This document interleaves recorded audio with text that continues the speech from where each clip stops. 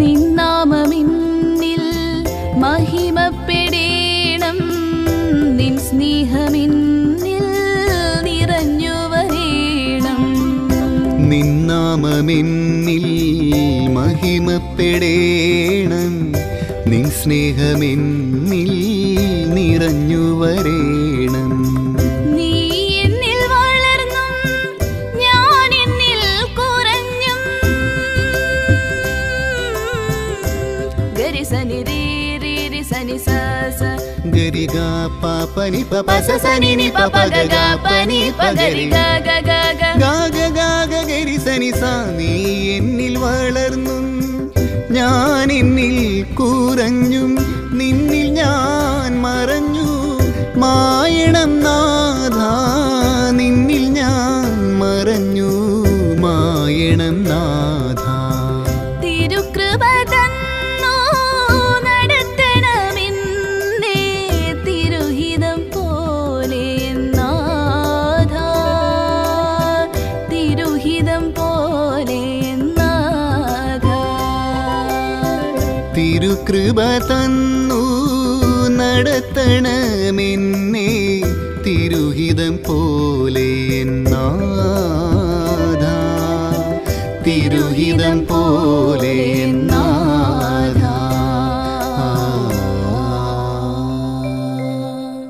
ദൈവനാമം മഹത്വപ്പെടുമാറാകട്ടെ. അല്പനേരത്തെ വചനധ്യാനത്തിനായിട്ട് റോമക്കെഴുതിയ ലേഖനം 3-ാം അധ്യായം എൻ്റെ 23-ാമത്തെ വാക്യം എടുക്കാം. റോമർ 3:23. ഒരു വ്യത്യാസവുമില്ല, എല്ലാവരും പാപം ചെയ്ത് ദൈവതേജസ്സ് ഇല്ലാത്തവരായിത്തീർന്നു.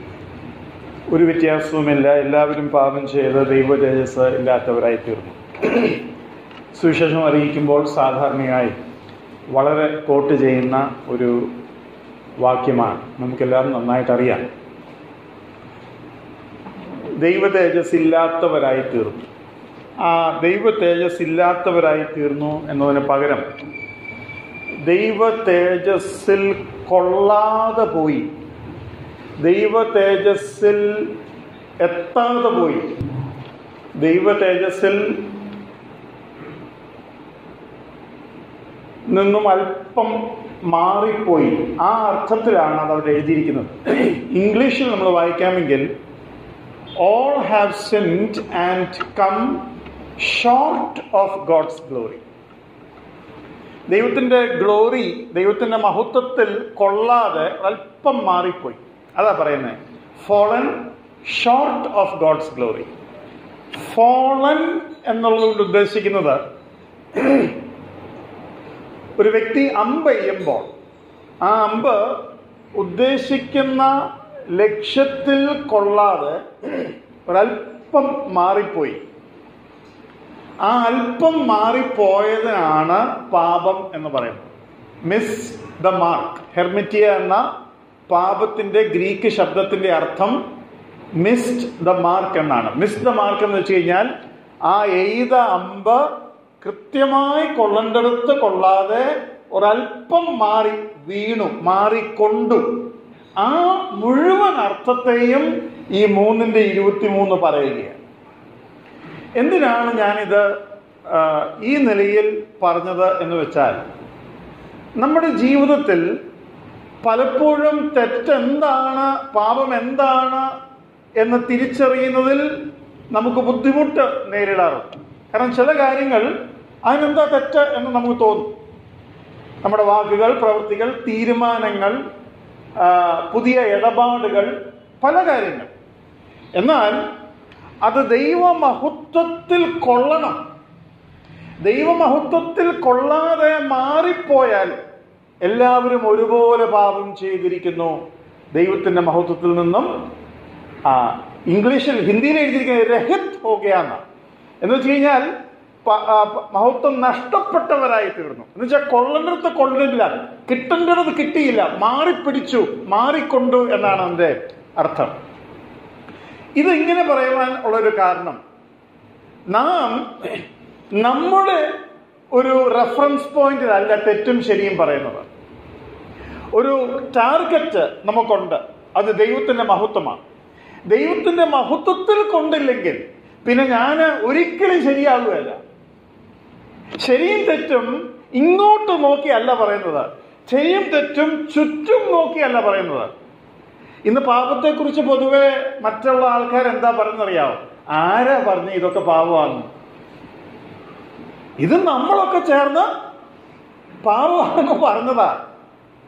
ഇത് ഞാനും നിങ്ങളും കൂടെ ഡിസൈഡ്. അതുകൊണ്ട് പാപം എന്താ പറയുക, റിലേറ്റീവാന്നാ പറയുന്നത്. റിലേറ്റീവാന്ന് വെച്ചാൽ താരതമ്യേന പാപമാണ്. താരതമ്യേന ഇവിടെ ചില കാര്യങ്ങൾ പാപമാണെങ്കിൽ മറ്റുള്ളിടത്തുള്ള പാപം. ഉദാഹരണം, ഞാൻ ഒരു ചെറിയ ഉദാഹരണം പറയാം. ഇപ്പൊ അയർലൻഡിലെ സഭയിൽ സാരി ഉടുത്തോണ്ട് ചെല്ലാൻ സമ്മതിക്കത്തില്ല. അവിടുത്തെ മൂപ്പന്മാര് കൈ കൂപ്പിക്കൊണ്ട് പറയാൻ, ദയവ് ചെയ്ത് ഈ തുണി ഇട്ടുകൊണ്ട് വരരുത്. കാരണം അവർ നോക്കുമ്പോ എന്തുവാ, ശരീരത്തിന്റെ മേൽഭാഗം മധ്യഭാഗം ഒക്കെ കാണാം. അവർക്ക് നമ്മളിപ്പം അവരിടുന്ന പാവാട പോലത്തെ അല്ലെങ്കിൽ എന്തോ മിനി എന്നൊക്കെ പറയുന്ന ആ സാധനം ഇട്ടാൽ നമുക്ക് ബുദ്ധിമുട്ടാണ്. അപ്പൊ അത് റിലേറ്റീവാ. എന്നാൽ ദൈവവചനം എന്താ പറയുന്നത്? വസ്ത്രധാരണത്തെ കുറിച്ച് ദൈവവചനം എന്താ പറയുന്നത്? യോഗ്യമായി ലജ്ജാശീലത്തോടുകൂടെ മറ്റുള്ളവർക്ക് ബുദ്ധിമുട്ടുണ്ടാക്കാത്ത വിധത്തിൽ, പ്രലോഭനമുണ്ടാകാത്ത വിധത്തിൽ ദൈവമഹത്വത്തിന് ഉതകുന്നത് പോലെ വസ്ത്രം ധരിക്കണമെന്നാണ്. അപ്പൊ സാരി രണ്ടു വിധത്തിലും ധരിക്കാമെന്നുള്ളത് മറ്റൊരു കാര്യം. എന്നാൽ അവരതിനെ അങ്ങനെ കാണുന്നു. അതിന്റെ തെറ്റും ശരിയല്ല ഇവിടെ നമ്മൾ പറയുന്നത്. ഇവിടെ നമ്മൾ പറയുന്നത്, ഞാൻ ചെയ്ത, ചിന്തിച്ച, പ്രവർത്തിച്ച, തീരുമാനിച്ച ഏതൊരു കാര്യത്തിന്റെയും തെറ്റും ശരിയും ഞാൻ തീരുമാനിക്കേണ്ടത് ദൈവമഹത്വത്തിന് അത് ഉതകിയോ ഇല്ലയോ എന്നതിന്റെ അടിസ്ഥാനത്തിലായിരിക്കണം. അത് മുഖാന്തരം ഒരു വ്യക്തിക്ക് ദുഃഖം, അപമാനം, ചിന്താക്കുഴപ്പം, സംശയം, ആകെക്കൂടെ ഒരു കൺഫ്യൂഷൻ, അല്ലെങ്കിൽ മറ്റുള്ളവർക്ക് പറയാനൊരു വക, അങ്ങനെ എന്തുണ്ടായാലും അത് ദൈവമഹത്വത്തിന് ഉതകുന്നതല്ല. ഇനിയും അതിൽ നമുക്ക് മനസ്സിലാക്കേണ്ട മറ്റൊരു കാര്യമുണ്ട്. ഈ ടാർഗറ്റ് അവിടെ ഇല്ലായിരുന്നെങ്കിൽ, നമ്മൾ അമ്പ ചെയ്തു, പക്ഷെ ഇന്നത്തെ കൊള്ളണമെന്നൊരു പോയിന്റ് ഇല്ല. അങ്ങനെയാണെങ്കിൽ പാപം ഉണ്ടാവുമോ? എവിടെ കൊണ്ടാലും കുഴപ്പമില്ല. അതും ബൈബിള് പഠിപ്പിക്കുന്നുണ്ട്. അതിൽ നിന്നും ഒരു ഒരു ഒരു ഒരു ഒരു ഒരു ഒരു വലിയ കാര്യം നമുക്ക് മനസ്സിലാക്കാൻ കഴിയും. ലക്ഷ്യമില്ലെങ്കിൽ പാപമുണ്ടോ? ദൈവമഹത്വം എന്ന് പറയുന്ന ലക്ഷ്യമില്ലെങ്കിൽ പാപത്തിന് അസ്തിത്വമുണ്ടോ? എന്റെ സ്റ്റേറ്റ്മെന്റ് ശ്രദ്ധിച്ച് കേൾക്കണേ. Sin cannot exist if our God would not have been a God of glory. നമ്മുടെ ദൈവം മഹത്വധാരിയായിരിക്കുന്ന ഒരു ദൈവം അല്ലായിരുന്നുവെങ്കിൽ പാപത്തിന് അസ്തിത്വം പോലും ഉണ്ടാവുകയില്ല. ഉദാഹരണം, കഴുത പാപമാണോ? കഴുത എന്ന പേര്, വാക്ക്, മൃഗം പാപമാണോ? കുരങ്ങ് പാപമാണ്. കുരങ്ങും കഴുതൊക്കെ ഓരോ മൃഗത്തിലെ പേരാ. അതേ പേരെന്തോ ചെയ്യണം? ഒരാളോട് ചേർത്ത് വിളിച്ചാലോ? അത് ആ വ്യക്തിക്ക് ദൈവം കൊടുത്തിരിക്കുന്ന മഹത്വത്തിന് ഉതകാത്തത് കൊണ്ട്, ദൈവം കൊടുത്ത മഹത്വത്തിന് ഉതകാത്തത് കൊണ്ട് ദൈവത്തെ കളിയാക്കുന്നതിന് തുല്യമാണ് ഒരു മനുഷ്യനെ കഴുതേന്ന് വിളിക്കുമ്പോൾ. അപ്പൊ തെറ്റ് മനസ്സിലാവുന്നുണ്ടോ? ആ തെറ്റിന് ഇപ്പൊ ഉദാഹരണത്തിന് മദ്യം, പിച്ചാത്തി. എല്ലാ വീട്ടിലും സഹോദരിമാർ ധാരാളം കൈകാര്യം ചെയ്യുന്ന സാധനമാണ് പിച്ചാത്തി. ആ പിച്ചാത്തി കൊണ്ട് എയറോപ്ലെയിനിൽ കയറിയാലോ, ആ പിച്ചാത്തി ഒരാളുടെ വയറ്റിൽ കയറ്റിയാലോ. തീ ഇല്ലാത്ത വീടില്ല, എന്നാൽ തീ പെരപ്പുറത്തേക്ക് എറിഞ്ഞാലോ. അപ്പം പാപത്തിന്റെ അസ്തിത്വം എന്ന് പറയുന്നത് അതിന്റെ കോണ്ടെക്സ്റ്റിലാണ്. ആ കോണ്ടെക്സ്റ്റ് ദൈവമഹത്വമാണ്. അപ്പൊ എന്റെ സ്റ്റേറ്റ്മെന്റ് ഞാൻ പറഞ്ഞു, sin cannot exist without God. ഞാനോട് ചേർന്നൊരു 2 ശാസ്ത്ര സത്യങ്ങളും കൂടെ പറയാം. ഈ തണുപ്പ് എന്ന് വെച്ചാൽ എന്തുവാ? എന്താ മോനെ? ചൂടില്ലായ്മ. ഞാൻ ചോദിച്ചത് തണുപ്പല്ലേ, പറഞ്ഞത് എന്തുവാ? ചൂടില്ലായ്മ. ഇരുട്ടെന്ന് വെച്ചാൽ എന്താണ്? വെളിച്ചമില്ലായ്മയാണ്. ദൈവം വെളിച്ചം ഉണ്ടാകട്ടെ എന്ന് പറഞ്ഞു. അത് എപ്പോൾ, എന്തുണ്ടായിരുന്നപ്പോഴാ വെളിച്ചം ഉണ്ടാകട്ടെ എന്ന് പറഞ്ഞത്? ഇരുട്ടുണ്ടായിരുന്നപ്പോഴാ. ഇരുട്ടുണ്ടായിരുന്നു എന്ന് പോലും പറയാൻ പാടില്ല. ഇരുട്ടെന്ന് വെച്ചാൽ ഒന്നുമില്ലെന്ന, വെളിച്ചം ഇല്ല എന്നുള്ളതാണ്. ഇരുട്ടുണ്ട് എന്ന് പറയാൻ പറ്റുന്ന ഒരു സാധനമല്ല. അതേപോലെ തന്നെയാണ് തണുപ്പും. അട്ടെ, ഇരുട്ടുണ്ടാക്കുന്ന ഒരു ടോർച്ച് ഉണ്ടാക്കാം. ഇങ്ങനെ ഞെക്കിയ ഇരുട്ടിങ്ങനെ വരും, വെട്ടം വരും, ഇരുട്ട് വരുമോ? അങ്ങനെ ഞെക്കിയ ഇരുട്ട് വരത്തില്ല. അപ്പൊ നിങ്ങൾ ചോദിക്കും, ബ്രദറെ തണുപ്പ് നമുക്ക് വരുത്താമല്ലോ അല്ലേ? തണുപ്പ് വരുത്താൻ പറ്റും അല്ലേ? തണുപ്പ് വരുത്താൻ പറ്റത്തില്ല. ഇച്ചിരി AC മെക്കാനിക്കൊക്കെ അറിയാവുന്നവർക്ക് അതറിയാം. എന്തുവാ നമ്മൾ ചെയ്യുന്നതെന്ന് അറിയാമോ? ഈ സ്ഥലത്തെ ചൂടിനെ ആവാഹിച്ച് ആ ഗ്യാസ് എടുക്കുകയാണ്. ഈ ഫ്രീയോൺ 12 എന്നൊക്കെ പറയുന്ന, അല്ലെ നിയോൺ എന്നൊക്കെ പറയുന്ന സാധനം ഈ AC കംപ്രസറിനകത്തുണ്ട് ഗ്യാസ്. ആ ഗ്യാസ് ഒരു പ്രത്യേക ബാഷ്പീകരണം സംഭവിക്കുന്ന സമയത്ത് ചൂടിനെ വലിച്ചെടുക്കുക. ചൂടിനെ വലിച്ചെടുത്താൽ പിന്നെ എന്തുവാ? തണുപ്പുണ്ടെന്നല്ല, ചൂടില്ല. അന്നേരം നമുക്ക് തണുപ്പെന്ന് തോന്നുന്നു. ഉദാഹരണം, ഒരു വ്യക്തി മരിച്ചാൽ, മരിക്കുന്നതിന് മുമ്പ് ആ വ്യക്തിക്ക് ചൂടുണ്ട്, മരിച്ചു കഴിയുമ്പോൾ അയാളെ തണുപ്പ് പ്രൊഡ്യൂസ് ചെയ്യുമോ? ശരീരം എന്ത് ചെയ്യും? തണുത്ത് ഉറഞ്ഞു പോകും. അപ്പൊ ശരീരം എന്തോ ചെയ്യുക? തണുപ്പ് പ്രൊഡ്യൂസ് ചെയ്യുവാണോ? അല്ല, അതിന്റെ ചൂട് നഷ്ടപ്പെടുകയാണ്. ഞാനത് പറയാൻ ആഗ്രഹിച്ച കാര്യം, നമ്മുടെ ദൈവം മഹത്വധാരിയായിരിക്കുന്ന ഒരു ദൈവമായതുകൊണ്ടാണ് പാപം പാപം പാപമെന്ന് ഏറ്റവും കൂടുതൽ പ്രസംഗിക്കുന്നത് നമ്മളാണ്. ഇനി പാപം പാപമെന്ന് ഏറ്റവും കൂടുതൽ പറയുന്നത് വിശുദ്ധന്മാരാണ്. പാപം ഏറ്റവും കൂടുതൽ പ്രശ്നമാക്കി വെച്ചിരിക്കുന്നതും വിശുദ്ധന്മാരായിട്ടുള്ളവരാണ്. പാപികൾക്ക് അല്ലെങ്കിൽ ദൈവത്തെ അറിയാൻ മേലാത്തവർക്ക് ഈ പാപം ഒരു പ്രശ്നമല്ല. അവർക്കൊരു ലക്ഷ്യമില്ല, അവർക്കൊരു ടാർഗറ്റ് ഇല്ല, അവർക്ക് ഒരു ഗ്ലോറി, ദൈവമഹത്വം എന്ന് പറയുന്ന ഒരു കാര്യമില്ല. അങ്ങനെയാണെങ്കിൽ ദൈവമഹത്വം ഇല്ലെങ്കിൽ ലക്ഷ്യമില്ല, ലക്ഷ്യമില്ലെങ്കിൽ മിസ് ദ മാർക്ക്, ലക്ഷ്യം തെറ്റിപ്പോയി എന്ന് പറയുന്ന ഒരു കാര്യമില്ല. എവിടെ ആകാശത്തേക്ക് മുഷ്ടിയുദ്ധം ചെയ്യുന്ന പോലെ ചെയ്യാം അല്ലേ? അതുകൊണ്ടാണ് മറ്റ് മതങ്ങളിൽ എന്തെല്ലാം ആചാരങ്ങളുണ്ട്, ഒന്നിനും എന്നില്ല, പാപം ഇല്ല. അതവിടുന്ന് പോട്ടെ. ഇനി അടുത്ത സ്റ്റെപ്പിലേക്ക് ഞാൻ കയറാം. അങ്ങനെയാണെങ്കിൽ മഹത്വമില്ലെങ്കിൽ പ്രമാണമില്ല, പ്രമാണമില്ലെങ്കിൽ പാപമില്ല എന്നുള്ള ആ ഞാൻ പറഞ്ഞ സ്റ്റേറ്റ്മെന്റ് ഒന്ന് ഓടിച്ച് ഞാൻ തെളിയിക്കാം. ഒന്ന് രണ്ട് വാക്കുകൾ എന്നോട് ചേർന്ന് വേഗത്തിൽ നമുക്ക് വായിക്കാം. റോമർ 3:20. റോമർ 3:20. അതുകൊണ്ട് ന്യായപ്രമാണത്തിന്റെ പ്രവൃത്തികളാൽ ഒരു ജഡവും അവന്റെ സന്നിധിയിൽ നീതീകരിക്കപ്പെടുകയില്ല. ന്യായപ്രമാണത്താൽ പാപത്തിന്റെ പരിജ്ഞാനം എത്രേ വരുന്നത്. ന്യായപ്രമാണത്താൽ പാപത്തിന്റെ പരിജ്ഞാനം അത്രേ വരുന്നത്. അപ്പൊ ന്യായപ്രമാണം ഇല്ലെങ്കിൽ പാപത്തിന് പരിജ്ഞാനം ഉണ്ടോ? ഇല്ല. അപ്പൊ ന്യായപ്രമാണം ഇല്ലെങ്കിൽ എന്തില്ല? പാപമില്ല. പാപം ഇല്ലെന്നല്ല, ന്യായപ്രമാണം ഇല്ലാത്തത് കൊണ്ട് പാപത്തിന്റെ ബോധം ഇല്ല. അടുത്തത് വീണ്ടും വായിക്കാം. 4:15. ന്യായപ്രമാണമോ കോപത്തിന് ഹേതുവാകുന്നു. ന്യായപ്രമാണം ഇല്ലാത്തടത്ത് ലംഘനവുമില്ല. ന്യായപ്രമാണം ഇല്ലാത്തടത്ത് ലംഘനവുമില്ല. എല്ലാ ദിവസവും കുഞ്ഞുങ്ങൾ റിമോട്ട് ഓൺ ചെയ്ത് TV കാണാറുണ്ട്. പരീക്ഷ ആയതുകൊണ്ട് പപ്പ പറഞ്ഞു, ഇന്നത്തെ ദിവസം റിമോട്ട് തൊട്ട് പോകരുത്, TV ഓൺ ചെയ്ത് പോകരുത്. അന്ന് TV ഓൺ ചെയ്താൽ അത് പാപമാണോ? അത് പാപമാണ്. അതിനു മുമ്പ് ഓൺ ചെയ്യുമായിരുന്നു, ഒരു കുഴപ്പമില്ല. പക്ഷെ അന്ന് പപ്പ എന്നാ പറഞ്ഞു, നാളെ പരീക്ഷയാണ്, ഇന്ന് TV ഓൺ ചെയ്യാൻ പാടില്ല. കൽപ്പന വന്നു, പ്രമാണം വന്നു. ന്യായപ്രമാണം വന്നപ്പോൾ പിന്നെ പാപം വന്നു. ന്യായപ്രമാണം ഇല്ലാത്തടത്ത് TV ഓൺ ചെയ്ത പാപമല്ല, ലംഘനമില്ല. അതാണ് ഇവിടെ പറഞ്ഞിരിക്കുന്നതിന്റെ അർത്ഥം. 5:13. 5:13. പാപമോ ന്യായപ്രമാണം വരെ ലോകത്തിൽ ഉണ്ടായിരുന്നു. എന്നാൽ ന്യായപ്രമാണം ഇല്ലാതിരിക്കുമ്പോൾ പാപത്തെ കണക്കിടുന്നില്ല. കാര്യം മനസ്സിലാവുന്നുണ്ടല്ലോ? സെയിം ആശയമാണ് വരുന്നത്. 7:9. അനേക വാക്യങ്ങളുണ്ട്. ഞാൻ ഇവിടെ ഇത് ലാസ്റ്റ് വാക്യമായിട്ട് അങ്ങ് നിർത്തുകയാണ്. ഞാനൊരു കാലത്ത് ന്യായപ്രമാണം കൂടാതെ ജീവിച്ചിരുന്നു. എന്നാൽ കൽപ്പന വന്നപ്പോൾ പാപം വീണ്ടും ജീവിക്കുകയും ഞാൻ മരിക്കുകയും ചെയ്തു. അപ്പോൾ ന്യായപ്രമാണം വന്നപ്പോൾ ഞാൻ മരിച്ചു, ന്യായപ്രമാണം ഇല്ലാത്തപ്പോൾ ഞാൻ ജീവിച്ചിരിക്കുകയായിരുന്നു. എന്ന് വെച്ച് കഴിഞ്ഞാൽ TV ഓൺ ചെയ്യരുത് എന്നോട് പറയുന്നത് വരെ ഞാൻ നല്ല സുഖമായിട്ട് ജീവിച്ചിരുന്നു. പക്ഷെ TV ഓൺ ചെയ്യരുത് എന്ന് പറഞ്ഞു കഴിഞ്ഞപ്പോൾ അത് ഓൺ ചെയ്യുകയും ഞാൻ മരിക്കുകയും ചെയ്തു. എങ്ങനെ മരിച്ചു?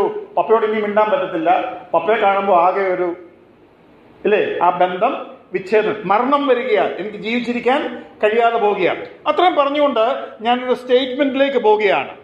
If sin is to miss the mark of God's glory, then sin can be explained as a failure to express God's glory. പാപം എന്ന് വെച്ച് കഴിഞ്ഞാൽ ദൈവമഹത്വത്തിൽ നിന്നും മാറിപ്പോകുന്നത്, വിട്ടുപോകുന്നത്, നഷ്ടപ്പെടുന്നതാണ് എങ്കിൽ പാപം എന്ന് വെച്ചാൽ ദൈവമഹത്വത്തെ വെളിപ്പെടുത്തുവാൻ കഴിയാതെ പോകുന്നതാണ്. അപ്പൊ ദൈവമഹത്വത്തെ വെളിപ്പെടുത്താൻ കഴിയുന്നില്ല. ഞാനൊരു കാര്യം ചെയ്തപ്പോൾ, ഞാനൊരു വസ്ത്രം ധരിച്ചപ്പോൾ, ഞാനൊരു തീരുമാനമെടുത്തപ്പോൾ, അതാ പാപം. അപ്പൊ പാപം എന്ന് വെച്ച് കഴിഞ്ഞാൽ ദൈവമഹത്വത്തിൽ കൊള്ളാതെ പോകുന്നുവെങ്കിൽ, പാപം എന്ന് വെച്ച് കഴിഞ്ഞാൽ ദൈവമഹത്വത്തെ വെളിപ്പെടുത്താൻ കഴിയാതെ പോകുന്നു. ദൈവമഹത്വത്തെ വെളിപ്പെടുത്തുവാൻ വേണ്ടി വേണം ഞാനൊരു കാര്യം ചെയ്യാൻ. അപ്പം മഹത്വപ്പെടുമോ ഇല്ലയോ എന്ന ചിന്ത മാറി മഹത്വപ്പെടണം എന്നുള്ള ചിന്തയോടുകൂടെ വേണം നാം എല്ലാം ചെയ്യാൻ. ഇങ്ങനെ നാം നമ്മുടെ പ്രവൃത്തിയെ ഒന്ന് തൂക്കി നോക്കാമെങ്കിൽ നമുക്ക് പിടികിട്ടും അങ്ങനൊരു ഉദ്ദേശമേ ഇല്ലായിരുന്നു. ഞാൻ അമ്പ് എഴുതപ്പോൾ ദൈവത്തിന്റെ മഹത്വത്തിൽ കൊള്ളാൻ വേണ്ടിയാ, ദൈവമഹത്വം വെളിപ്പെടാൻ വേണ്ടിയാ ചെയ്തത്. ഇന്ന് ഞാൻ ചെയ്യുന്ന പല കാര്യങ്ങളും ചെയ്ത് കഴിഞ്ഞിട്ട് കൊണ്ടില്ലായിരുന്നോ, ഞാൻ വിചാരിച്ചു കൊള്ളുവായിരിക്കുമെന്ന്, ഞാൻ അതൊന്നും ചിന്തിച്ചില്ല, ഇപ്പൊ കൊണ്ടില്ല അല്ലേ, കർത്താവേ ക്ഷമിക്കണേ. കൊള്ളാൻ വേണ്ടിയായിരുന്നു ചെയ്യേണ്ടിയിരുന്നത്.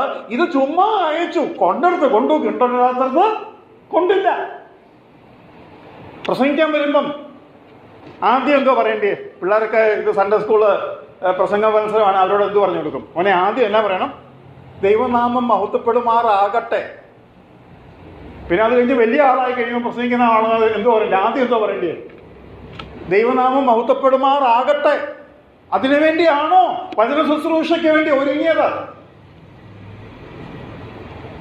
ദൈവനാമം മഹത്വപ്പെടുത്തുമാറ് കാര്യങ്ങൾ ചെയ്യുവാനുള്ള ഒരു അധ്വാനം.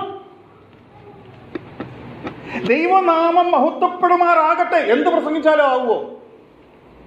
ദൈവനാമത്തിന്റെ മഹത്വം വെളിപ്പെടുവാൻ തക്കവണ്ണം അതിനെ ശേഖരിച്ച് ഒരുക്കി ക്രമീകരിച്ച് പ്രസന്റ് ചെയ്യുമ്പോൾ വിശ്വാസിയുടെ ഹൃദയത്തിൽ മഹത്വം വികസിച്ചു വരണം. അങ്ങനെ ലക്ഷ്യം വെച്ചാണോ നമ്മൾ ഈ പ്രസംഗമൊക്കെ ഒരുക്കുന്നത്? അങ്ങനെ അല്ലെങ്കിൽ നമ്മൾ ആദ്യം പറഞ്ഞ വാക്ക് വെച്ചാ എന്നാ, മഹത്വപ്പെടുമാറാകട്ടെ. ഇതങ്ങോട്ട് കഴിയുമ്പോഴത്തേക്ക് ദൈവമഹത്വം എല്ലാവരുടെയും ഹൃദയത്തിൽ നിറയും. ദൈവമേ, കർത്താവേ, സ്തോത്രം എന്ന് പറഞ്ഞുകൊണ്ട് പോകും. അതിനുവേണ്ടിയാ പ്രസംഗിക്കുന്നത്. പ്രസംഗിച്ചു കഴിഞ്ഞിട്ട് നമ്മൾ ചോദിക്കും, എങ്ങനെ ഉണ്ടായിരുന്നു? ആരാ? ഞാൻ. ബ്രദറിന്റെ ക്ലാസ് നല്ലതായിരുന്നു, താങ്ക് യു വളരെ. എനിക്ക് ഇന്നത്തെ പ്രസംഗം ഭയങ്കര എനിക്ക് ഇഷ്ടപ്പെട്ടു. എന്നാ കാര്യം? കാരണം എന്നെ പലരും വന്നിട്ട് അതിൻ്റെ ഇടയ്ക്ക് പ്രസംഗിക്കാത്തവർ, ഇവൻ എന്നെക്കാട്ടിലും നന്നായിട്ട് അതും പോയി. ഇതെല്ലാം കൊണ്ടും പോയെന്നേ. കർത്താവേ, ഞാൻ എന്തോ ചിന്തിച്ചേ, നിന്റെ നാമം മഹത്വപ്പെടുകയില്ലല്ലോ.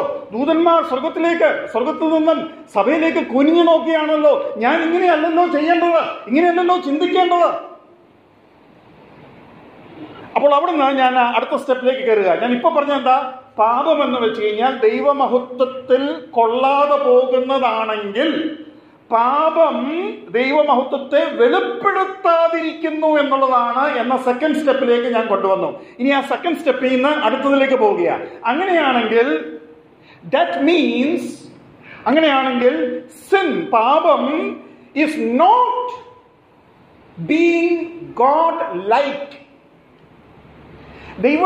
ദൈവത്തിന്റെ മഹത്വം എന്ന് പറഞ്ഞാൽ ദൈവത്തിന്റെ സ്വഭാവം മുഴുവനും അതിനകത്തുണ്ട്. അപ്പൊ ദൈവമഹത്വം വെളിപ്പെടാത്തതാണ് എൻ്റെ പ്രവൃത്തിയെങ്കിൽ ദൈവത്തെ പോലെ അല്ല ഞാൻ ചിന്തിക്കുന്നത്. ദൈവത്തിൽ നിന്നും വിരോധമായി, ദൈവത്തിൽ നിന്നും അകന്നാണ് ഞാൻ ചിന്തിക്കുന്നത്. അപ്പൊ പാപം എന്ന് വെച്ചാൽ എന്താ?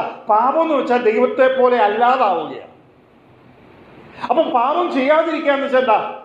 ദൈവത്തെ പോലെ ക്രിസ്തുവിന്റെ ഭാവം തന്നെ നിങ്ങളിലും ഉണ്ടായിരിക്കട്ടെ. കർത്താവ് ഇച്ചിരി മിസ്ഡ് ദ മാർക്ക്. ഇച്ചിരി ആയ എന്നാ പറ്റും? Missed the mark. കർത്താവ് എന്തുമാത്രം മിസ് ചെയ്യാം? അയ്യോ, അങ്ങനെ ചോദിക്കുക പോലും പാടില്ല.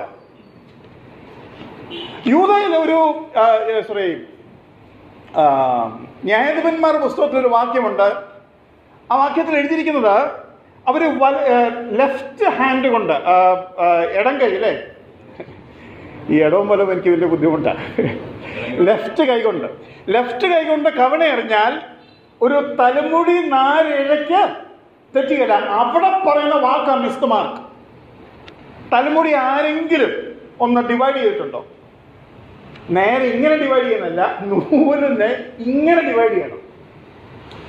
ഒരു തലമുടി ഇങ്ങനെ എടുത്താൽ അതിനെ ഇങ്ങനെ ഡിവൈഡ് പറ്റുമോ? അതിന് തെറ്റത്തില്ലെന്ന്. വിശുദ്ധന്മാരുടെ വാക്കുകൾ അത്ര ഉന്നമുള്ളതാണ്. ഇത് ഞാൻ ചുമ്മാ പറയുകയല്ല. ഇവിടെ പറഞ്ഞിരിക്കുന്നത് ദൈവത്തെ പോലെ ആകണമെന്ന. ദൈവത്തെ പോലെ അല്ലാത്ത ഒന്നും ദൈവത്തിന് ഇഷ്ടമല്ല. അങ്ങനെ പറയുന്നത് തെറ്റുണ്ടോ? അപ്പൊ എന്തുവാ ഈ പറഞ്ഞു വരുന്നേ? ഒരു മര്യാദക്കൊക്കെ പറ. മര്യാദ ദൈവത്തിന്റെ വചനത്തിന് ഇല്ല കേട്ടോ. മര്യാദ ഒട്ടും ഇല്ലാത്ത ഒരു ബുക്കാണ് ഈ ബുക്ക്. കാരണം എന്താ പറയാ, ദൈവം ഇങ്ങനെ പറയുന്നേ, വിശുദ്ധനായി ജീവിക്കണം. കർത്താവെ, അത് എന്തുമാത്രം? അത് ഞാൻ വിശുദ്ധനാകൊണ്ട് നിങ്ങളും. അപ്പൊ എന്തുമാത്രം? ഇങ്ങോട്ട് ഞാൻ വിശുദ്ധനാകൊണ്ട് നിങ്ങളും വിശുദ്ധരായി ഇരിപ്പീൻ. തുടക്കം എങ്ങനെയായിരുന്നു കർത്താവെ? തുടക്കം ദൈവം മനുഷ്യനെ തന്റെ സ്വരൂപത്തിൽ. അപ്പൊ മാറ്റമൊന്നുമില്ലയോ? ഒരു മാറ്റവും ഇല്ല. അപ്പൊ ഇപ്പൊ എന്തുവാ ലക്ഷ്യം? ഇപ്പൊ എന്തുവാ ലക്ഷ്യം? റോമർ 8:29 നമുക്കെല്ലാം അറിയാവുന്ന വാക്യ. ഇപ്പൊ എന്തുവാ ലക്ഷ്യം? അവൻ മുൻനിറഞ്ഞവരെ തന്റെ അനേകം സഹോദരന്മാരിൽ ആദ്യജാതൻ ആകേണ്ടതിന് അവന്റെ സ്വരൂപത്തോട് അവൻ അനുരൂപരാകുവാൻ മുൻനിയമിച്ചിരിക്കുന്നു. അവന്റെ സ്വരൂപത്തോട് അനുരൂപർ ആകുവാൻ മുൻനിയമിച്ചിരിക്കുന്നു. ഇംഗ്ലീഷിൽ എഴുതിക്കുന്നത് അങ്ങനെയല്ല കേട്ടോ. അനുരൂപർ ആകുക എന്നും അല്ല എഴുതിയിരിക്കുന്നത്. ഇംഗ്ലീഷിൽ എഴുതിയിരിക്കുന്നത് to be conformed to the image of his son. To be conformed to the image of his son എന്ന് വെച്ച് കഴിഞ്ഞാൽ, നമ്മൾ ചിലപ്പോൾ ഇങ്ങനെ കുഞ്ഞുങ്ങളൊക്കെ ജനിച്ചു കഴിയുമ്പം പറയുമല്ലോ, ഓ അപ്പനെ വരച്ചു വെച്ചിരിക്കുക, അപ്പന്റെ സെറോക്സ് കോപ്പിയാന്ന് പറയും. ഇത് to be conformed to the image of his son എന്ന് പറയുന്നത് സെറോക്സ് കോപ്പി അല്ല, ഒറിജിനൽ കോപ്പിയാണ്. ഒറിജിനൽ കോപ്പിയാ. ഗോഡ് ലൈക്ക്നെസ്സാ, ദൈവത്തെ പോലെയാ.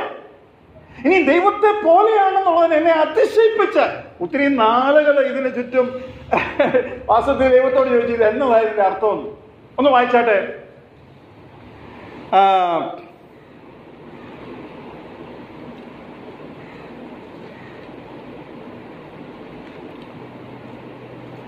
ആ വാക്യം പെട്ടെന്ന് എൻ്റെ മനസ്സിൽ നിന്ന് മാറിപ്പോയി. തിമോത്തിയിലാണ് അത് വാക്യം. ഞാൻ ആ വാക്യം പറയാൻ നിങ്ങൾക്ക് എന്നെ സഹായിക്കാൻ കഴിയും. ദൈവഭക്തി സമ്മതവണ്ണമുള്ള മർമ്മം, അത് എവിടെ എഴുതിയിരിക്കുന്നത്? 1 തിമോത്തി 3:16 വാക്യം. Thank you brother. ജഡത്തിൽ വെളിപ്പെട്ടു, ആത്മാവിൽ നീതീകരിക്കപ്പെട്ടു, ദൂതന്മാർ പ്രത്യക്ഷനായി, ജാതികളിൽ പ്രസംഗിക്കപ്പെട്ടു, ലോകത്തിൽ വിശ്വസിക്കപ്പെട്ടു, തേജസ് എടുക്കപ്പെട്ടു എന്നിങ്ങനെ ദൈവഭക്തിയുടെ മർമ്മം സമ്മതമാവണം. ദൈവഭക്തിയുടെ മർമ്മം സമ്മതം വലിയതാവുന്നു. അപ്പൊ ദൈവഭക്തിയാ പഠിപ്പിക്കുന്നത്. ദൈവഭക്തിയുടെ ഇംഗ്ലീഷിലുള്ള വാക്ക് ഗോഡ്ലിനെസ് എന്ന. ഗോഡ്ലിനെസ് എന്ന വാക്കിന്റെ അർത്ഥം ഗോഡ് ലൈക്ക്നെസ് എന്ന. ഗോഡ് ലൈക്ക്നെസ് എന്ന് വെച്ച് കഴിഞ്ഞാൽ ദൈവത്തെ പോലെ എന്ന. അപ്പൊ ദൈവഭക്തി എന്ന് വെച്ചാൽ എന്താ? ഒരു വ്യക്തി ദൈവത്തെ പോലെ ജീവിക്കുന്നു എന്നാ. അപ്പം ദൈവഭക്തിയുടെ സമ്മതാവണ്ണം വലിയ മർമ്മം പഠിപ്പിക്കുക. അപ്പൊ നമ്മൾ വലിയ കാര്യത്തെ അയ്യോ ഇപ്പം മർമ്മം കിട്ടും, എങ്ങനെയാണ് ഭക്തിയോടെ ജീവിക്കേണ്ടത് എന്നുള്ള മർമ്മം കിട്ടും. എന്തോ പറഞ്ഞേ? ദൈവം ജഡമായി, ആത്മാവിൽ നീതീകരിക്കപ്പെട്ടു, ദൂതന്മാർക്ക് വായിച്ചാട്ടെ പ്രത്യക്ഷനായി, പ്രസംഗിക്കപ്പെട്ടു. ഇതാണോ ഭക്തി? ഇതെന്തോ സംഭവം? ഇത് ഞാനെന്തോ ചെയ്യേണ്ടേ? യേശുക്രിസ്തു ചെയ്തതും യേശുക്രിസ്തുവിന്റെ ചെയ്ത്തിൽ പ്രവൃത്തിയിൽ നിന്നും ഉളവായതും എഴുതിയിരിക്കുന്നത്. എന്താണോ യേശുക്രിസ്തു അത് നീ ആകണം. അതാണ് ദൈവഭക്തിയുടെ മർമ്മം. വചനം ജഡമായി. അപ്പം നമ്മൾ ഉടനെ എന്തോ ചിന്തിക്കുന്നേ? അദൃശ്യനായ ദൈവം, വചനമാകുന്ന ദൈവം ശരീരമെടുത്ത് ഭൂമിയിൽ വന്നു. ഈ വചനം പഠിക്കുമ്പോൾ, ഈ വചനം പഠിച്ച് ഞാൻ ഗ്രഹിക്കുമ്പോൾ, ഗ്രഹിച്ച വചനത്തിനെ ജീവിതത്തിൽ പ്രാവർത്തികമാക്കുമ്പോൾ വചനം ജഡമായോ? എന്തോ ഞാൻ പറയുന്നത് മനസ്സിലാവുന്നുണ്ടോ? വചനം ജഡമായി എന്ന് എഴുതിയിരിക്കുന്നതിന്റെ പ്രാഥമിക അർത്ഥം എന്താ? യേശു ക്രിസ്തു ഭൂമിയിൽ മനുഷ്യനായി അവതരിച്ചു. എന്നാൽ ഞാൻ ഈ വചനത്തിനെ ധ്യാനിച്ച് മനസ്സിലാക്കി ജീവിതത്തിൽ, ഈ ജഡത്തിൽ, ഈ ശരീരത്തിൽ പ്രാവർത്തികമാക്കുമ്പോൾ വചനം ജഡമായോ? എന്ന് വെച്ച് കഴിഞ്ഞാൽ ഗോഡ്ലിനെസ്, ദൈവഭക്തി എന്ന് പറയുന്നത് ദൈവത്തെ പോലെയുള്ള ജീവിതമാണ്. അത് സൃഷ്ടിയിൽ ആ ലക്ഷ്യമുണ്ടായിരുന്നു. ദൈവം തന്റെ സ്വരൂപത്തിൽ മനുഷ്യനെ സൃഷ്ടിച്ചു. അത് സൃഷ്ടിക്ക് മുമ്പ് ദൈവത്തിന് ലക്ഷ്യമായിരുന്നു. എന്താ മുൻ നിയമിച്ചിരിക്കുന്നത്? എന്തിനാ? ദൈവത്തോട്, തന്റെ പുത്രനോട് അനുരൂപരാകുവാൻ. ഇനി യോഹന്നാൻ ലേഖനത്തിൽ എന്തോ പറഞ്ഞിരിക്കുന്നത്? നാം അവനെ മുഖാമുഖമായി കാണും. എന്തുകൊണ്ടാണ്? നാം അവനെ പോലെ ആകാൻ പോവുകയാണ്. പ്രിയമുള്ളവരെ, ദൈവത്തിന് ദൈവത്തിനെക്കാട്ടിലും കുറഞ്ഞ എന്തിനെയെങ്കിലും സ്വീകരിക്കാൻ പറ്റുമോ നിലവാരത്തിൽ? ദൈവത്തെ പോലെ എന്ന് പറയുമ്പോൾ ഞാൻ ഒരിക്കലും നാം സർവശക്തന്മാരോ സർവ്വവ്യാപിയോ സർവജ്ഞാനിയോ ആകുമോ എന്നല്ല ഞാൻ പറഞ്ഞത്. ആട്രിബ്യൂട്ടബിൾ അല്ലെങ്കിൽ കമ്മ്യൂണിക്കബിൾ ആട്രിബ്യൂട്ട്സ് എന്ന് പറഞ്ഞൊന്നുണ്ട്. കമ്മ്യൂണിക്കബിൾ ആട്രിബ്യൂട്ട്സും നോൺ കമ്മ്യൂണിക്കബിൾ ആട്രിബ്യൂട്ട്സും. ദൈവിക ഗുണങ്ങളിൽ ചിലത് കമ്മ്യൂണിക്കേറ്റ് ചെയ്യുവാൻ, കൊടുക്കുവാൻ, ട്രാൻസ്ഫർ ചെയ്യുവാൻ, പങ്കിടുവാൻ കഴിയാത്തതാണ്. ഉദാഹരണം, സർവശക്തി, സർവ്വവ്യാപിത്വം, സർവജ്ഞാനത്വം. എന്നാൽ ആട്രിബ്യൂട്ട്സ് കമ്മ്യൂണിക്കേറ്റ് ചെയ്യാൻ സാധിക്കുന്നത്, കൊടുക്കുവാൻ സാധിക്കുന്നതുണ്ട്. അതാണ് സ്നേഹം, ദയ, ദീർഘക്ഷമ, പരോപകാരം, അങ്ങനെ പോകുന്നു. അപ്പോൾ അതാണ് ഇവിടുത്തെ വെല്ലുവിളി. അപ്പം നമ്മൾ വിശുദ്ധന്റെ ജീവിതത്തെ എങ്ങനെ, ഏത് മനോഭാവത്തിൽ കാണണം? നമ്മുടെയൊക്കെ പ്രശ്നം അഡ്ജസ്റ്റ്മെന്റാണ്. നമ്മുടെയൊക്കെ പ്രശ്നം കോംപ്രമൈസാണ്. നമ്മുടെയൊക്കെ പ്രശ്നം, ബ്രദറെ, നമുക്ക് ഇങ്ങനെയൊക്കെ അങ്ങ് ഈ കൈയിട്ടിങ്ങനെ ഈ ഇളക്കാം. നമ്മുടെ മനസ്സെങ്കിലും ശരിയാകണം. ഞാൻ തെറ്റി, ഞാൻ ദൈവത്തെ പോലെ അല്ല ചിന്തിച്ചത്. തെറ്റത്തില്ലെന്നല്ല ഇവിടുത്തെ പ്രശ്നം. തെറ്റാൻ പാകമായ ഒരു ഹൃദയമാണ് എൻ്റെ പ്രശ്നം. കാരണം എൻ്റെ അഡ്ജസ്റ്റ്മെന്റ് എല്ലാം ഇങ്ങനെ ഇത് പറ്റുമെന്നെ വിചാരം, പറ്റിക്കാൻ ശ്രമിക്കുക. ജോൺ കുര്യനങ്ങൾ പറയുന്നൊരു കാര്യം ഞാൻ ഓർക്കുന്നു. അദ്ദേഹം പറഞ്ഞത്, നമ്മളൊരു 50 കിലോ വിറക് മേടിക്കാൻ പോയാൽ ഒരു 1/2 കിലോ 1 കിലോ ഒക്കെ പ്ലസ് മൈനസ് ഉണ്ടാവും. അത് പിന്നെ ഓക്കെ, സാരമില്ല, അഡ്ജസ്റ്റ് ചെയ്യാം. എന്തോ മാർജിൻ ഫ്രീ. 10 കിലോ അരി മേടിച്ചാലോ ഒരു 1.5 കിലോയുടെ വ്യത്യാസം വരുമോ? ഇല്ല, അവിടെ ഒരു 100 ഗ്രാം ഒക്കെ വ്യത്യാസം വരും. പിന്നെ നമ്മൾ ചെയ്യാത്തൊരു കാര്യമുണ്ട്. ഒരു 1-2 പവൻ സ്വർണം മേടിക്കാൻ പോയാൽ ഒരു 10 ഗ്രാം ഒക്കെ പ്ലസ് മൈനസ് ആവും. ഇല്ലേ? ഇങ്ങനെയാണോ? അത്രയും പോലും നമുക്ക് ദൈവഭക്തിയിൽ ദൈവം അനുവാദം തരുന്നില്ല. അപ്പൊ ഞാൻ പറഞ്ഞു, ഞാൻ വിശുദ്ധനായതുകൊണ്ട് നിങ്ങളും വിശുദ്ധനായിരിക്കും. ചുമ്മാ കർത്താവിന് ഒരു മടിയില്ല പറയാൻ. ഇത് സാധിക്കുമോ ഇല്ലയോ എന്നുള്ളത് അല്ല ഇവിടുത്തെ പ്രശ്നം. ഇതാണോ നിന്റെ അമ്പെയ്ത്തിൽ നീ വെച്ചിരിക്കുന്ന ലക്ഷ്യം എന്നാണ് പ്രശ്നം. അമ്പെയ്യുമ്പം പല കാര്യങ്ങളുണ്ട്. അമ്പിന്റെ വളവ്, പിന്നെ വില്ലിന്റെ ശക്തി, നിന്റെ കഴിവ്, പിന്നെ കാറ്റ്, പിന്നെ ആ ടാർഗറ്റ് മര്യാദക്കാണോ നിൽക്കുന്നത്, അതിങ്ങനെ നീങ്ങിക്കൊണ്ടിരിക്കുകയാണ്. ഇങ്ങനെ പല ഘടകങ്ങളുണ്ട്. പക്ഷെ നിന്റെ ലക്ഷ്യം എന്തുവാ? ബ്രദറെ, കർത്താവിന്റെ നാമം മഹത്വപ്പെടാൻ വേണ്ടി ഞാൻ ചെയ്തതാണ്, ഇച്ചിരി മാറിപ്പോയി. അതാണോ?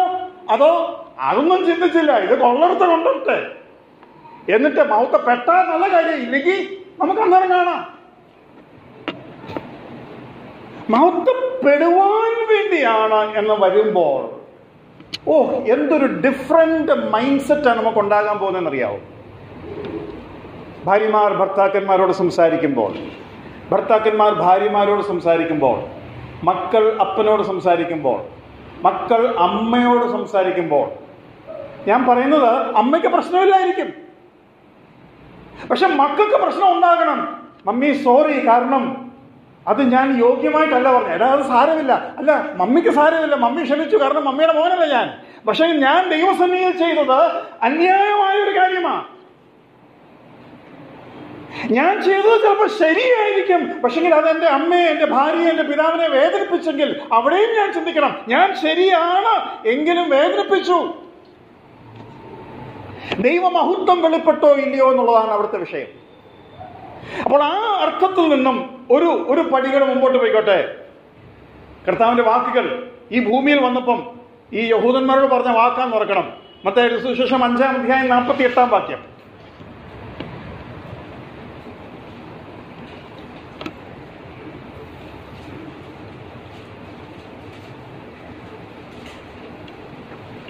ആകയാൽ നിങ്ങളുടെ സ്വർഗീയ പിതാവ് സൽഗുണപൂർണ്ണനായിരിക്കുന്നത് പോലെ നിങ്ങളും സൽഗുണപൂർണ്ണരാകും. ഇംഗ്ലീഷ് എഴുതിയിരിക്കുന്നത് as your father in heaven is perfect B യി പെർഫെക്റ്റ്. സൽഗുണപൂർണ്ണനായിരിക്കുന്ന പോലെ നിങ്ങളും സൽഗുണപൂർണ്ണൻ, സമ്പൂർണ്ണൻ, പെർഫെക്റ്റ് ആയിരിപ്പീൻ. സ്വർഗത്തിലെ ദൈവം ഓരോ വ്യക്തിയിൽ നിന്നും പ്രതീക്ഷിക്കുന്ന ഇതാണെങ്കിൽ കുറഞ്ഞ പക്ഷം നാം നന്നായി കരയും, കുറഞ്ഞ പക്ഷം നാം നന്നായി ഞാൻ പാപിയാണ് എന്ന് പറയും. പക്ഷെ നമ്മുടെ പ്രശ്നം അടിസ്ഥാനപരമായി തന്നെ അത്രയൊന്നും നമ്മൾ ദൈവത്തിൽ നിന്നും പ്രതീക്ഷിക്കുന്നില്ല. ഇനിയും നമ്മൾ മനസ്സിലാക്കണം, ദൈവം നമ്മളെ ശുദ്ധീകരിച്ചപ്പോൾ എങ്ങനെയാ ശുദ്ധീകരിച്ചേ? അല്ലേ? ഈ യാഗമുള്ളിടത്ത് സമ്പൂർണമായ ശുദ്ധീകരണം സംഭവിച്ചിരിക്കുന്നു എന്നാ പറയുന്നില്ലേ എബ്രായർ 10-ാം അധ്യായം. വൺസ് ഫോർ ഓൾ, ഒരിക്കലായി ശുദ്ധീകരിച്ചിരിക്കുന്നു. പത്രോസിനെ കഴുകാൻ ചെന്നപ്പോ കർത്താവ് പറയാണ് യു ആർ ക്ലീൻ. പാപം കഴുകുവാൻ വന്ന കുഞ്ഞാട് പത്രോസിന്റെ മുഖത്ത് നോക്കി പറയാണ് നീ എന്താ കുളിച്ചവൻ ഇനി കുളിക്കണ്ട, നിങ്ങൾ ശുദ്ധിയുള്ളവരാകുന്നു. മലയാളത്തിൽ അതത്ര പോരാ, ഇംഗ്ലീഷിൽ എഴുതിയിരിക്കുന്ന ഒരു walk you are completely clean എന്നാണ്. You are completely clean. ഏത് സോപ്പിന്റെയും പരസ്യത്തിൽ കുറെ കീടാണുക്കളെ ഇങ്ങനെ കാണിക്കും, എന്നിട്ട് സോപ്പ് ഉപയോഗിച്ച് കഴിയുമ്പം 1-2 കാണിക്കും, ഇല്ലേ? കർത്താവിന്റെ രക്തം പുരട്ടിയെടുത്ത് ഒന്നും കാണുകയല്ല. അതാണ് ദൈവവചനം പറയുന്നത്. എന്നിട്ട് എബ്രായർ 1:3 പറയുന്നത് he is the expressed image of God's glory. യേശുക്രിസ്തു എന്ന് പറയുന്നത് പിതാവിന്റെ എന്താ പറയുക തത്വത്തിന്റെ മുദ്രയാണ്, പെർഫെക്റ്റ് സീല, മാച്ച. ഇതാണ് നമ്മളോട് ആവശ്യപ്പെടുന്നത്. ഇനി ആ പെർഫെക്റ്റ്, ഇപ്പൊ ഞാൻ പെർഫെക്റ്റ് എന്ന വാക്കിനെ കയറി പിടിക്കുകയാണ്. ഒരു വാക്യം 2 കൊരിന്ത്യർ 7:1. പ്രിയമുള്ളവരെ, ഈ വാഗ്ദാനങ്ങൾ നമുക്ക് ഉള്ളത് കൊണ്ട് നാം ജഡത്തിലെയും ആത്മാവിലെയും സകല കന്മഷവും നീക്കി നമ്മെ തന്നെ വെളിപ്പാക്കി ദൈവത്തിന്റെ വിശുദ്ധിയെ തികച്ചുകൊള്ളുക. വിശുദ്ധിയെ തികച്ചുകൊള്ളുക, പെർഫെക്റ്റിംഗ് ഹോളിനെസ്. നമ്മളിവിടെ വിശുദ്ധി തുടങ്ങിയിട്ട് പോലും ഇല്ല. അന്നേരം ഇവിടെ കർത്താവിന്റെ വചനം എന്താ പറയുന്നത്? വിശുദ്ധിയെ തികയ്ക്കുന്ന കാര്യമാണ്. ഇംഗ്ലീഷിൽ എഴുതിയിരിക്കുന്നത് പെർഫെക്റ്റിംഗ് ഹോളിനെസ്. ഇത്രയും നേരം ഞാൻ സംസാരിച്ചതിൽ നിന്നും റോമക്കെതി ലേഖനം തുടങ്ങുമ്പോൾ തന്നെ റോമലേഖനം എഴുതുന്ന വ്യക്തിയുടെ ലക്ഷ്യം എന്തുവായിരുന്നു അറിയാവോ? ന്യായപ്രമാണ പ്രകാരം ഒരു ജഡവും നീതീകരിക്കപ്പെടുകയില്ല എന്ന് മനസ്സിലാക്കി കൈകൂപ്പി സുല്ല് പറയുക, തോറ്റേ എന്ന് എല്ലാവരെ കൊണ്ട് പറയിപ്പിക്കുക. ഇതാണ് റോമാലേഖനം എഴുതുന്ന വ്യക്തിയുടെ ലക്ഷ്യം. ഇന്നത്തെ എന്റെ പ്രസംഗത്തിന്റെ ലക്ഷ്യം എന്നാണെന്നറിയാവോ? വിശ്വാസികൾ എന്നെ കൊണ്ട് ഇതൊരു നാളും സാധിക്കുകയില്ല എന്ന് പറയുക എന്നുള്ളതാണ്. ഇപ്രാവശ്യം നമ്മൾ നീതീകരിക്കപ്പെടാൻ വേണ്ടിയല്ല, നമ്മളെല്ലാവരും നീതീകരിക്കപ്പെട്ടു, ദൈവമക്കളാകാനോ രക്ഷിക്കപ്പെടാനോ അല്ല. ഇപ്രാവശ്യം ജീവിത വിശുദ്ധി ജീവിക്കുവാൻ, ക്രിസ്തീയ ജീവിതം കർത്താവ് ആവശ്യപ്പെടുന്ന പോലെ ജീവിക്കുവാൻ എനിക്ക് ഒരു നാളും കഴിയുകയില്ല എന്ന ബോധത്തിലേക്കും വന്നിട്ട് കർത്താവിൽ ആശ്രയിക്കാൻ വേണ്ടിയാ. അവിടെയാണ് കർത്താവ് പറയുന്നത്, പരീക്ഷയിൽ ജയിക്കാനാണോ? നിങ്ങൾക്ക് പരീക്ഷയിൽ ജയിക്കണോ, പരീക്ഷയിൽ അകപ്പെടാതിരിക്കണോ? ഏതാ താല്പര്യം? നമ്മളെല്ലാം പരീക്ഷയെ ജയിക്കാൻ ഇരിക്കുക. കർത്താവ് പറഞ്ഞു ജയിക്കാൻ. കർത്താവ് പറഞ്ഞു നീ എന്തിനാ അകപ്പെടാൻ പോകുന്നേ? സർഫ് എക്സൽ എന്ന് പറയുന്ന സോപ്പ് പൊടിയുടെ ഒരു പരസ്യമുണ്ട്. സർഫ് എക്സൽ ഹേന എന്ന് വെച്ചാൽ എന്തുവാ? അഴുക്കായി കഴിയുമ്പം ഉടനെ പറയുന്നത് സർഫ് എക്സൽ ഹേന. എന്തിനാ അഴുക്കാക്കുന്നേ?